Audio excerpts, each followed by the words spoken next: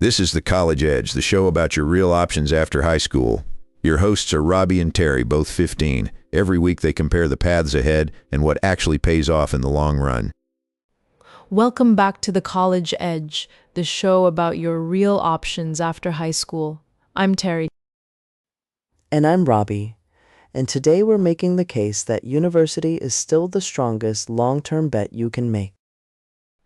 Bold claim, especially when everyone's uncle is telling you to learn a trade and skip the debt. Fair uncles, but let's look at the numbers, because the numbers are pretty loud. People with a bachelor's degree earn about 65% more over their lifetime than people with only a high school diploma. 65%. That's not a raise. That's basically a different economic planet. And we're not talking about becoming a doctor or a lawyer. That gap shows up across most fields. Marketing, engineering, public policy, environmental science, the degree premium is real and it compounds. Compounds like interest, except instead of a savings account, it's your entire career trajectory. Which is a slightly more exciting savings account, I'd argue. Now look, the counterargument is loud right now. Trades are booming, and honestly, they should be. Electricians and plumbers are doing extremely well. We covered that in other episodes, and we mean it sincerely. But today's episode is specifically about why university still holds up as the highest percentage long-term bet for most people. And one big reason is unemployment rates. In a rough economy, degree holders get hit less hard. People with a bachelor's degree have roughly half the unemployment rate of high school graduates during recessions. Half. So when things go sideways economically, your degree is kind of a shock absorber. It doesn't make you bulletproof, but it makes you a lot harder to knock down. Plus, there's a flexibility argument that I think gets underrated.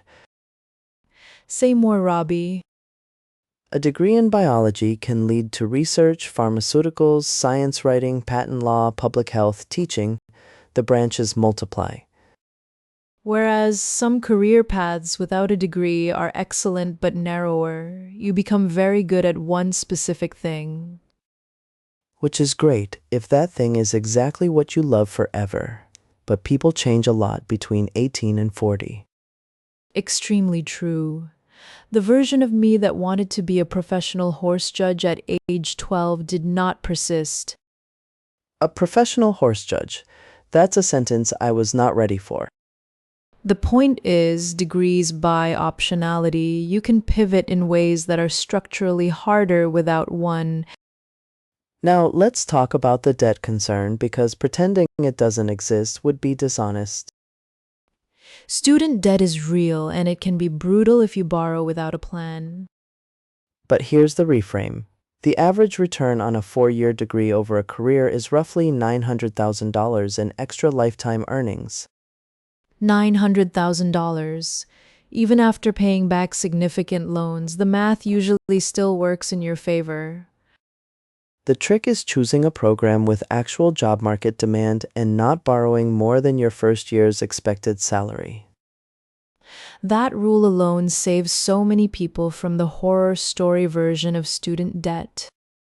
And there are also grants, scholarships, co-op programs, and work-study options that people genuinely leave on the table. Free money that goes unclaimed every year because people didn't apply. Apply for the scholarships, people.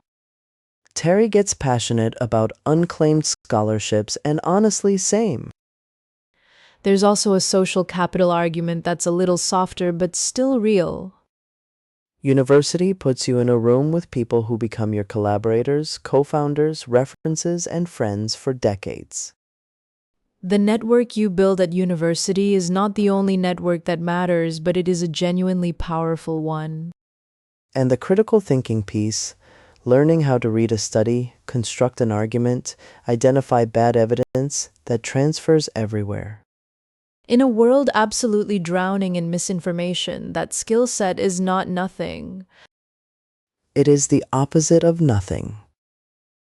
So the bottom line is this: university isn't the right path for every single person, but statistically it remains the highest return investment most young people can make. Higher earnings, lower unemployment risk, more career flexibility, and a network that pays off for life. Do your homework on the program, manage the debt intelligently, and the bet holds up. We're Terry and Robbie, and we'll keep digging into every angle of life after high school with you. Because you deserve real information, not just vibes. See you next week on The College Edge.